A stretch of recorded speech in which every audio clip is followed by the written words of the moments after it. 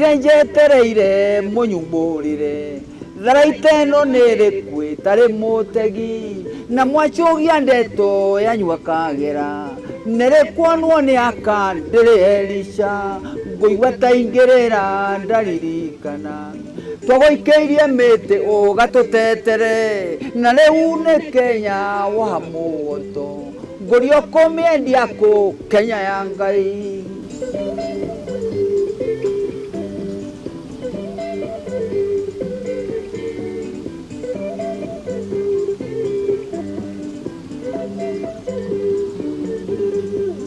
Murata yota ngeringwo nitha nĩ ciana na thuri ona tumia korwo wale Nairobi hindi ya power no menyo thamaki nĩ wa Ngai ngurio thamaki ũyũ ũmũkinyĩte ku na gũtirĩ ũngĩ thamaka ta Ngai mbia mũrĩ nacio na ithaka nene. The sweet sounds of Joseph Kamaru, a man who needs little or no introduction. In fact, if there ever was a James Brown, this is Kenya's James Brown. A lot of people refer to him as the Jim Reeves. I think he's more the godfather of Kenyan music. He's been playing for more than 4 decades, and he hasn't stopped. This past Friday just celebrated 70 years. And if you were at the carnival this past Friday, you would have known that the entire city of Nairobi and a lot of Central Province was no doubt gathered at the venue to celebrate the birthday of a true Kenyan musical icon. That's what Capital Talk is about all this week, and who better to begin with than a man who started as a nanny, bought his first guitar. The rest, as they say, is history. More than 1,000 songs composed since then, still going strong. Joseph Kamaru, the godfather, is on the bench on this Monday. So, it was incredible at Carnival. How did you feel when you walked on stage and saw all those people who had come to see you? Let me say, before I comment on how do I feel, first of all, let me congratulate everybody who managed to come there. I thank God because many people came, many people, the crowd was too huge. But I thank God nobody was injured. Yes. So, I was very, very... You were happy. I was very, very happy. And there's some people who came from America, from Europe. Yes. Just to see you. I remember about 2-3 women. They told me to sign on their ticket so that they will be remembering whatever. They came all the way from America. Not only that, there is another woman who cancelled her flight to UK. Yes. to come and watch. Kamaru, when you look back on this career you've had, and it's been an incredible career. Yes. How do you feel? Do you feel God sent you here for a reason? Is that how you feel? What? Oh, no, not to feel. I believe Kamaru was very, very much gifted. And I feel instead of getting pride, because most of we musicians, once you sing 1 or 2 songs, it hits the market, you start.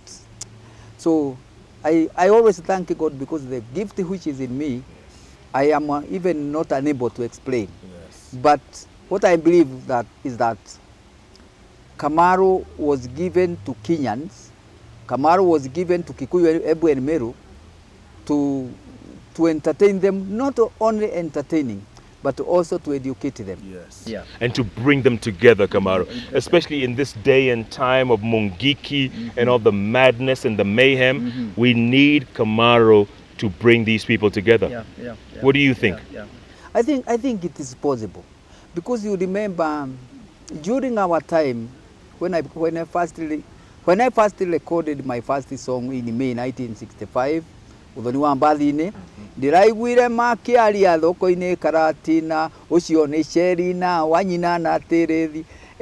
During that time we were very lucky, because before that there was this Mau Mau war, colonial, whatever, and we were very lucky because the songs which were sung by that time, whoever sang, it was doing very well. Yeah.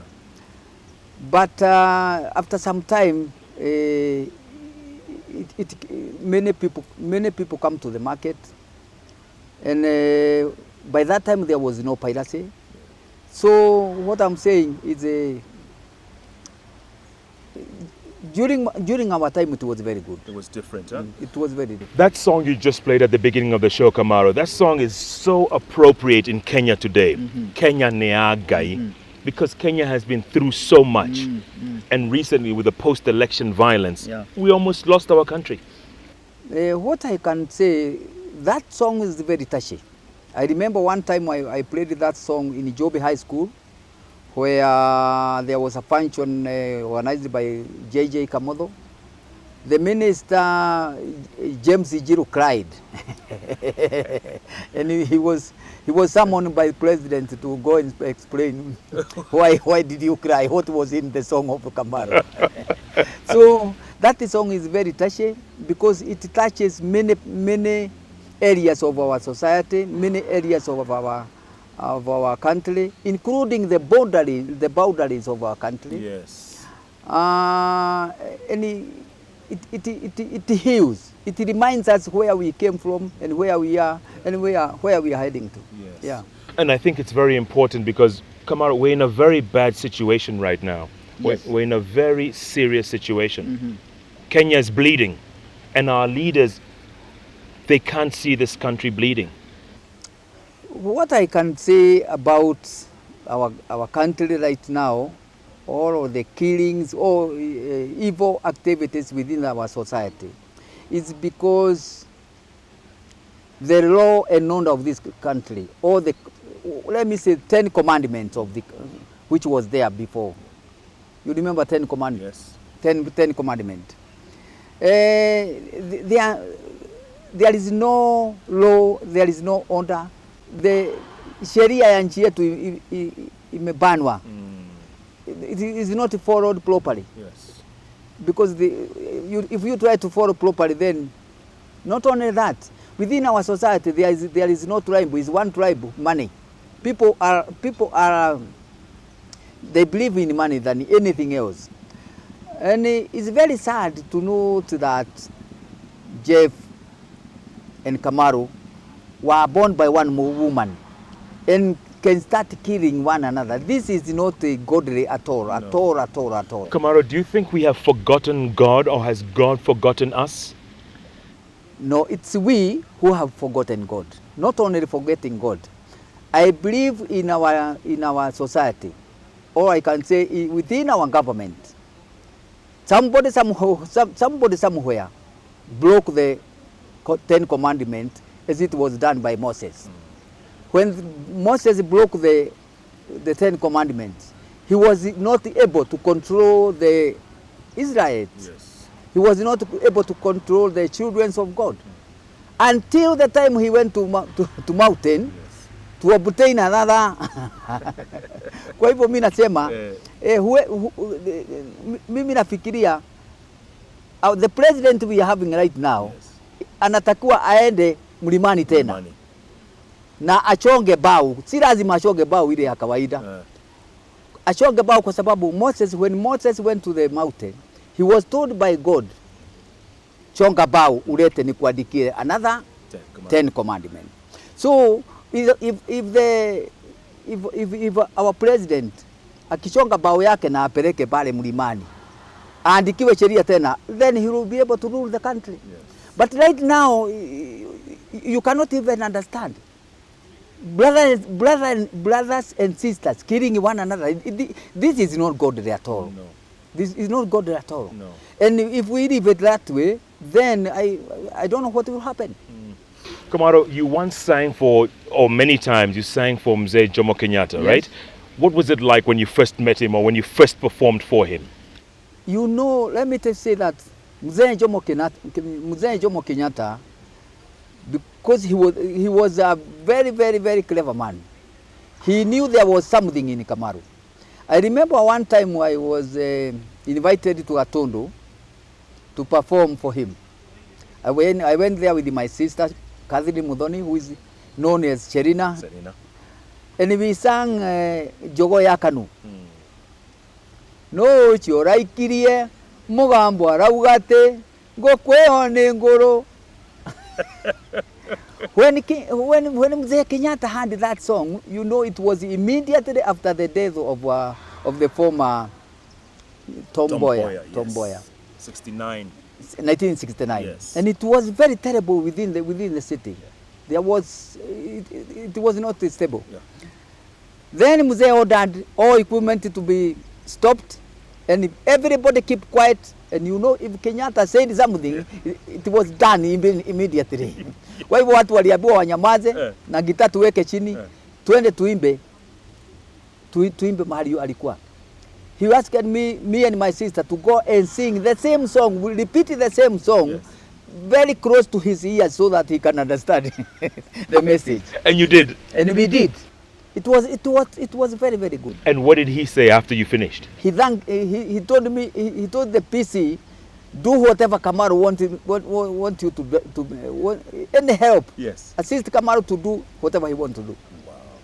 Then the former president, our next president, Arap Moi. Daniel Arap Moi. Yes. Once he became the president, I became to know him through Charles Jonjo. And immediately, because I remember, I believe Moi is a very, very, very also clever man.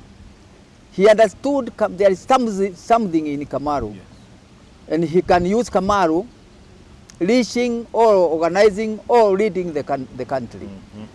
So my first performance is his first delegation to Odaya. I performed with my group in Odaya, Sianaidome. And I remember Moi alifurahi sana mpaka ile rungu yake ikapotea huko. Mpaka rungu yake ikapotea huko. Iliyokotwa huko. Na ilikuwa it was his first time to visit the Central Province. Yeah. And he lost his rungu. Wakati tulikuwa tunaimba. Sianaidome. Yeah, so watu walikuwa wengi sana during that time. Yeah. And from there I became a friend of yeah. You even traveled with him to China one time, or Japan? Japan, India. We traveled together. Yes. And during that trip to Japan, I had already told Moi that if you allow me to accompany you to Japan, then after that trip, I will sing a song about the safari. And when I came back, I composed a song, Safari ya Japan. Yes. Now, Safari ya Japan, that song, Safari ya Japan, I remember in 1982 when there was coup. Yes. This song is the one played all the times by the media to cool the country. 82. My goodness. Moi songa na mbele tunjenge Kenya yetu. Safari ya Japani tuliheshimiwa. Moi songa na mbele tunjenge Kenya yetu. Safari ya mizinga 24 ililia kuonyesha heshima ya Kenya. Moi songa na mbele. Agekeria mo. Come on, we're going to take a break, come back and find out why you haven't performed for the current president. Why isn't you haven't done that? Because this is the time the country needs this kind of healing, and you haven't been invited. But first, we'll take a break. My guest today is the godfather of Kenyan music. No doubt Joseph Kamaru is the man. And if you were a carnivore, I keep saying this past Friday, you would have seen an amazing scene. Kamaru turned 70. Happy birthday to Kamaru. And there is many, many more. Just like there's plenty more on the bench. Don't go away. The bench is heating up despite the little rain. And it's only Monday. Back in a moment.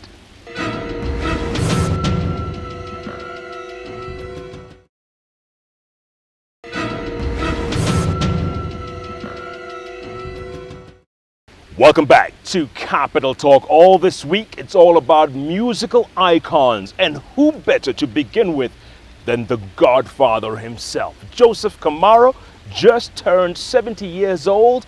He's still singing those songs and he's remembering what he calls the good old days. He performed for both Presidents Kenyatta and Moi. Still waiting for that invitation from State House. So, Kamaru, how come you haven't been invited to perform for the president? Let me say, it's because the time has never come. If the time comes, then I am sure I will be able to entertain the president. Are you ready to go? Because yes, I am. Not only being ready to go. It's biblical. It's godly. A president or a king to be entertained. Unakumbuka wa viongozi wa zamani. Lazima wawe entertained. Yes. And mostly by the very, very beautiful girls. Correct. So what I can say is that once the king is entertained, he refreshes. If he is not entertained, and this is godly. Yes. Hata si kupembeleza, mfalme apende asipende lazima awe entertained. Lazima. Na akiwa awe entertained na wale watu ambao wanaelewa, especially beautiful girls. Yes. And through the message of the songs, the king lazima refresh. Absolutely. Come on, a lot of people want to know, despite your career, and you've written more than 1,000 songs, one day you woke up and people heard you were saved. Yes. How did that happen? I got saved 1993, April. And it was not very easy, Kamaru, to get saved. But I remembered many songs I sang about the MPs, the ministers, especially during campaign. Yes. I used to compose songs for a certain particular candidate, and I was paid a lot of money. Not only that, even accompanying, going together with the president of this country, kutoka hapa mpaka Japan, India na Rome na kwingineko. You know, even I have taken tea together with the Bush in America. You have? I have. I went to America in 1989. Yes. So when I gathered all these good things, good times, I asked myself, because of praising the first president, praising the second president, praising so and so, Minister Prani, a certain minister, praising, even some people, they were paying me money so that I can sing for them. Mm-hmm. I can compose a song related to their family. Right. I can compose a song related to their wedding. So I asked myself, because of the way I sing, because of the way I praise people, I have this, I have that, I have this. That's where I am. Then I asked myself, if I praise God who created me, the God is the creator of heaven and earth, where can he take me?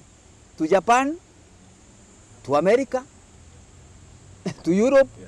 Then I could not get the answer. And I decided from there on, I will be singing for him. I will be singing the song to praise him, so that he can do better things than a human being.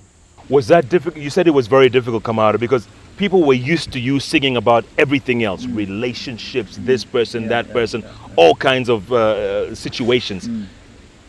Did people accept the new Kamaru after that? No, not really. Not really, and not really, because once I got saved, and I composed about, I have now about 7 to 10 albums of gospel. Mm-hmm. But to be frank, they are not doing well than the original ones, than the secular ones. Yes. But that one does not mean that they are not good. The songs are very good. Yes. And even the other songs, they are also good because there is when there is songs to spiritual songs and physical songs. Yes. What I'm trying to say is that kuna nyimbo zile ambazo zinasaidia mtu kama yule hajaokoka kumsaidia, kumujenga, kumueducate, kumuelimisha, na kuna nyimbo zile kama hizi za gospel. Sio watu wengi sana wanataka sana kusaidiwa spiritually. For example, right now, as I have mentioned there earlier, is that within our society there is evil activities happening here and there. And if you try to explain somebody about why the evil activities are there, and according to me, I believe it's because we have not given God a chance. We have not given God to intervene, so that because the problems which we are facing within our society, it doesn't need money. Hatuhitaji buduki, hatuhitaji risasi ama matia ngasi ndio iishe. We just need the word of God. Otherwise, most of the people, they think that using money, kutumia pesa, kutumia buduki, kutumia panga atitakwisha. Haiwezi kuisha kwa sababu ya hiyo. Lazima neno la Mungu ndio linaweza kumaliza hiyo. And Kamaru, what kind of advice would you give? I know you look at the musicians of today, but very different from the musicians of your time. What do you think of them, first of all? Is there talent out there? Is there? The musicians of today, according to me, I believe let me say, according to me, 90% not talented, not gifted. Some things they are musicians, but they are not. No, I'm very sorry to say that. Yes. And especially this time when everybody wants to sing. Even like if you can hear or listen some of the media people, they compose songs when they sing. So what I'm saying, to become a musician of our time is very hard. And especially this time there is piracy. Nobody is caring about it. Our government is unable to wipe out the piracy. So the musicians, they are having problems here and there. And for example, right now, what I can say is if there could be, if it was possible for our government to set out an academy to teach girls and boys how to play guitar, how to play accordion, how to play keyboard. Those boys and girls, especially young generation who are very poor this time, anybody can be able to earn her or his daily bread. Yeah. When you first started Kamaru 45 plus years ago, did you think you'd still be relevant in Kenya nearly half a century later? No. During our time when I started composing, or when I sang, I did not sing because of money as I am singing today. Because today I can sing aiming to get money. Yes. It's because for many people right now, you can see a boy or a girl composing a song so that he want to get married. Yes. Or he want to organize a pre-wedding party. And most of these young boys and girls, sometimes they are given money by their parents so that they can go and record. And after recording, you find that the songs are not doing well because the piracy is there. Promotion is also not very good. Yeah. But during our time, when we composed and when we sing, we were not singing to get money. We were not singing to be big people, but we sang because we had to. We had to sing. Yani ilikuwa ni kama mzigo, lazima ugeimba. Whoever, because there was no activities during our time, kwa sababu ya ile vita ilikuwa kwa ya Mau Mau. Na mbele wakati huo Kikuyu alikuwa hawezi kuongea, huwezi kucheza, huwezi kupiga duru. Wakati tulipata mwanya tu wa kurekodi, ukapata kila mtu akiingia anauliza kuna ingine iko. Hakuna. Hey. What more can we look forward to, Kamaru? The next phase of Kamaru, what can we look forward to? Are there many more songs coming? What I can say, God willing, I will be totally a different Kamaru than any other time before. Because right now I remember there is some of the songs which were sung during I think 1940s of young boys and girls. Yeah. I have already composed those songs and I'm going to put them together because I want to challenge the youth. You know the youth, they are composing songs.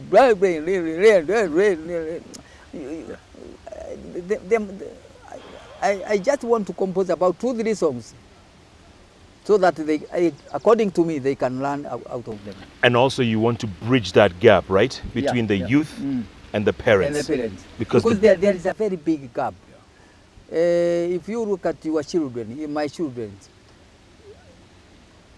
ukiingia ndani ya nyumba na watoto walikuwa hapo na walika yao, wakati walikuwa hapo wanaongea na wanasikizana vizuri sana. Once you walk in, they walk out. So there must be something to be done, and it must be done by you and me, and whoever else thinks that it is necessary, especially this time when there is very I am unable to. There is a lot of evil activities within our society. Raping, killing, so especially kama sasa hawa vijana wa Mungiki. Hawa vijana wanatakiwa waitwe.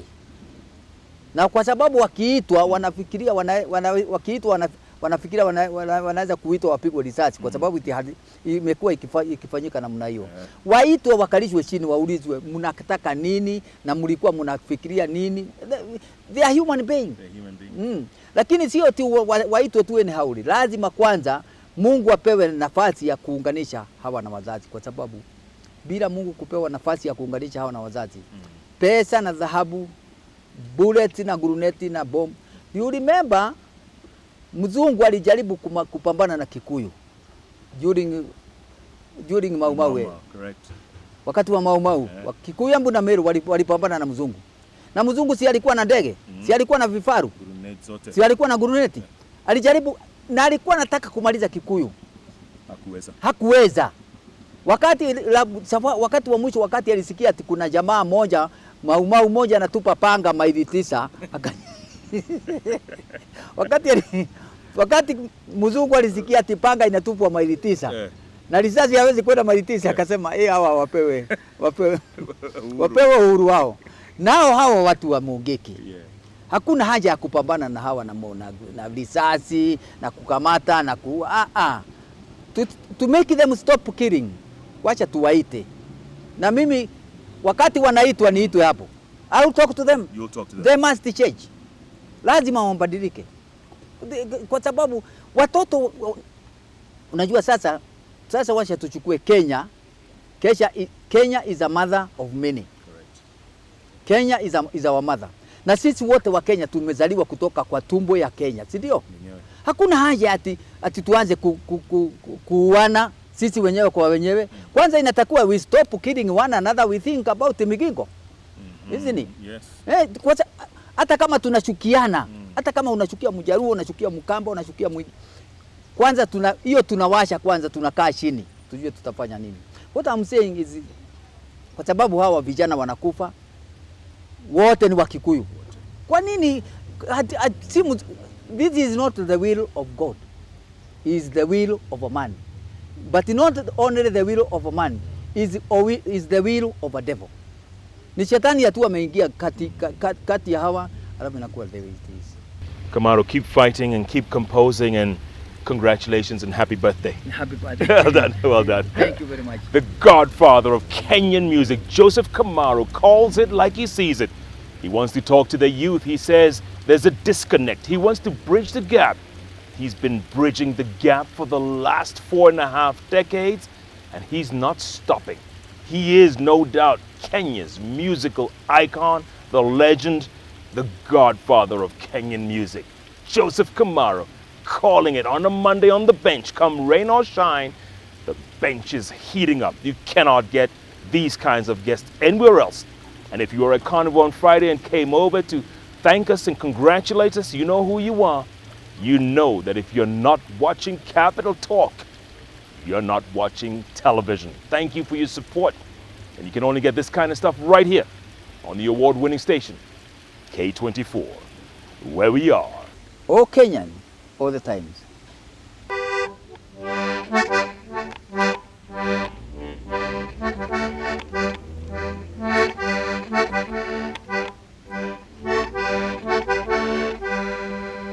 Muchemanio rale kawangwale dundu mogwanja cha mehoni mwana keteti ongili ithatu na itangiri ya mai